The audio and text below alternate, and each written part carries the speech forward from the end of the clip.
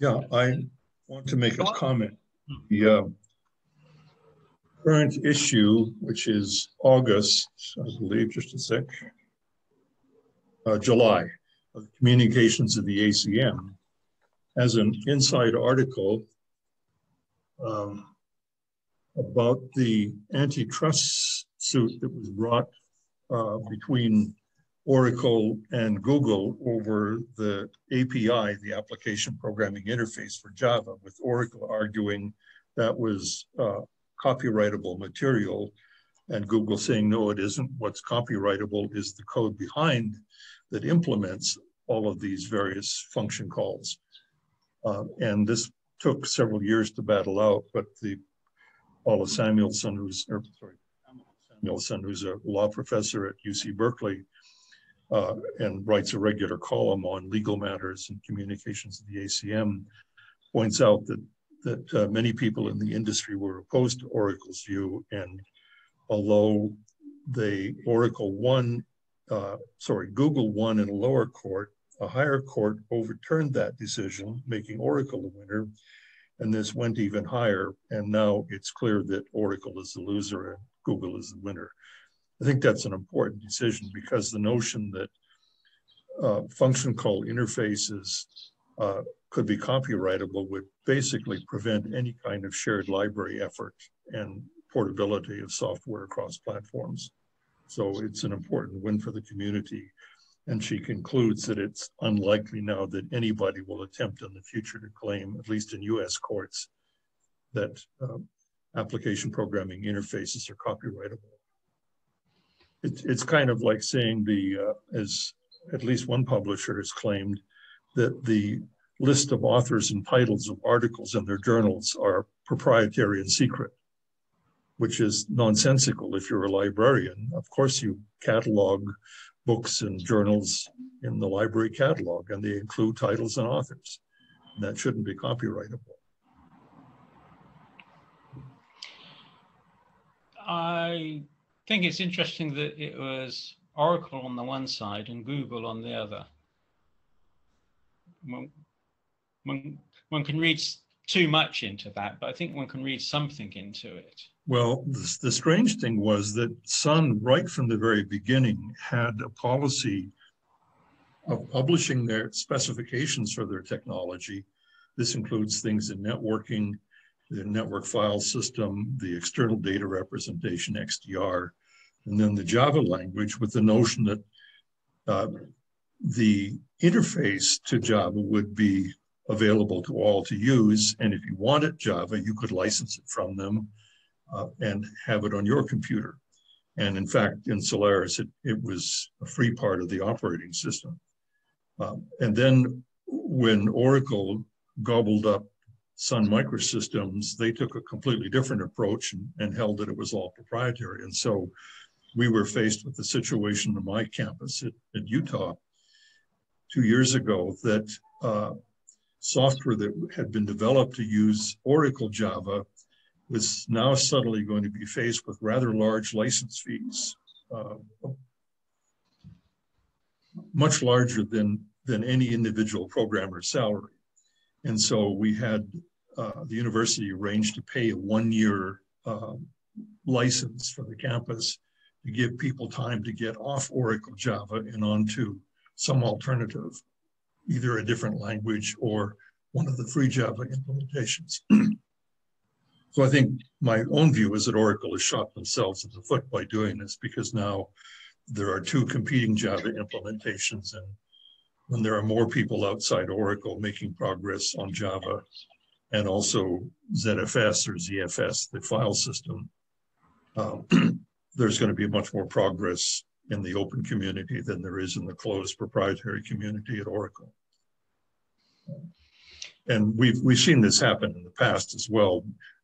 Most major computer manufacturers still existing, and ones that existed through the 90s, had done this with their customers and trying to lock them into their own products and make them dependent on buying only that vendor's products in the future. But I think the personal computer revolution, where many companies in China and Taiwan and Japan and other places found they too could build personal computers and compete, really changed that. And it became possible then to think of the operating system as distinct from the computer, and that the operating system ought to be your choice and you ought to be able to run it on any computer that you chose to buy from any particular vendor based on price or features or availability and so on. And that's, I think, has generally been healthy. Had computing stayed locked up and extremely proprietary, I don't think we'd have the computing environment we have today.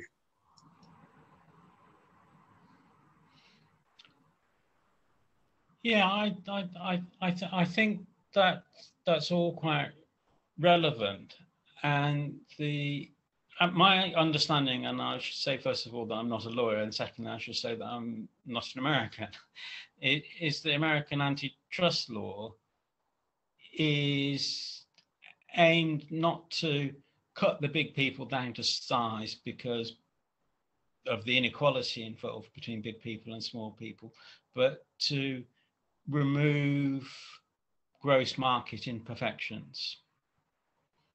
So the stifling of innovation is a marketing imperfection. And I assume that at the highest level, the Oracle Google case revolved in part about a balance between the interest of the community and the interest of the copyright holder, that one sort of had to say, if this is, well, certainly for an antitrust, you have to show that there's a social good involved. Yeah, another good example of this kind of thing is Adobe Systems, which has published the specifications of PostScript and of fonts and of PDF, and said anybody is free to implement these. The names PDF and PostScript and so on are copyrighted by Adobe, and so you have to license them if you want to use those, but you're free to develop a competing product, and that's why we have things like GoScript and liking on the name. There's a fellow in Europe who's also written a tool that will handle PostScript. It's turned out to be quite useful.